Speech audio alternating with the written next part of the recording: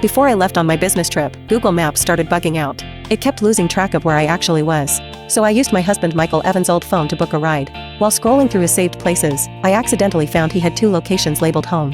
One was the home we'd shared for 10 years since we got married. It was labeled as home, honorable. The other was just a mile away, labeled as home, sweetheart. I just couldn't believe what I was seeing. I stared at the screen, totally frozen. My fingers were shaking as I checked his location history from the past 6 months. That's when I found out he didn't really leave work at 7:30 p.m., but actually clocked out at 5:30 p.m. Every weekday, he'd stop by that other home, stay for a couple of hours, then come back to me like everything was normal.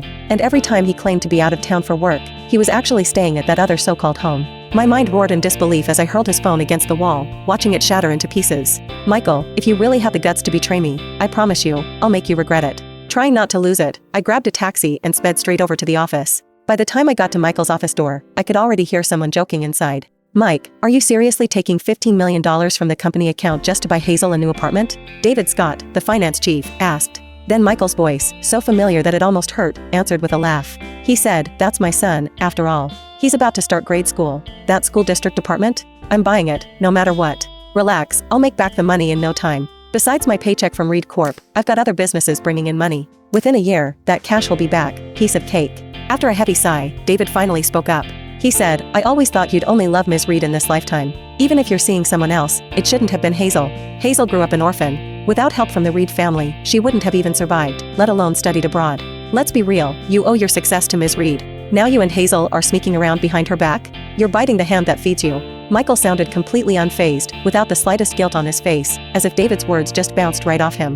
Michael said, I get it. But with Hazel, it just feels so natural between us. We actually get each other, for real. Charlotte? She's always had that privileged princess attitude, always thinking she's on top of the world. Honestly, the only reason I married her and played the loving husband was just to pay back what her family did for us. That still doesn't make your cheating right, David replied, disbelief heavy in his voice. David. Michael's tone suddenly chilled, a sharp warning cutting through the air. I threw my head back and laughed, but the tears wouldn't stop.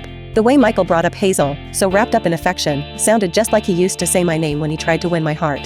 Back then, he'd hold me tightly and swear I was the love of his life. He said if he lost me, his life would be over, that he'd rather just disappear. And now, he just tossed aside our 10 years together, calling it nothing but an act of paying back my family. Turns out, being with Hazel was what Michael really wanted. After a long, awkward silence, Michael finally spoke again. He said, Charlotte's my wife, everyone knows, the one I married for show, the one I'll be with forever on paper. But Hazel? She's the one I can't let go, my secret, my guiding light in the shadows. David could only sigh in frustration. If Ms. Reed ever catches wind of this, I'll make sure she never finds out, Michael replied, totally unfazed, his voice rock solid. Michael twisted his wedding ring, absolute certainty in his tone. Hazel's the sweetest thing, always so gentle and thoughtful. She knows her place. David couldn't help but tease him even more. David said, seriously, even if Charlotte did find out, what could she do? She's been completely under your thumb for over a decade. Her parents are living it up overseas. She has no one to back her up. The whole Reed Corp's riding on you. She couldn't cause any drama even if she wanted to.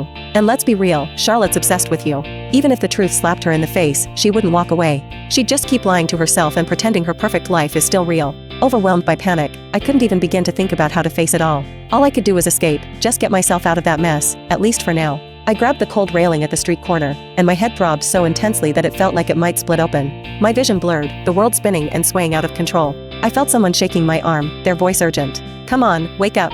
But through the haze, I recalled Michael from back when we first met. It was in the middle school cafeteria. He was sitting alone in the corner, just holding a sandwich. 3 guys behind him were putting on a show, laughing at him loud enough for everyone to hear. They said, hey, everyone, eat a little less so Michael can have more leftovers. Otherwise, he'll be digging through the trash for food in the middle of the night and keeping us all awake.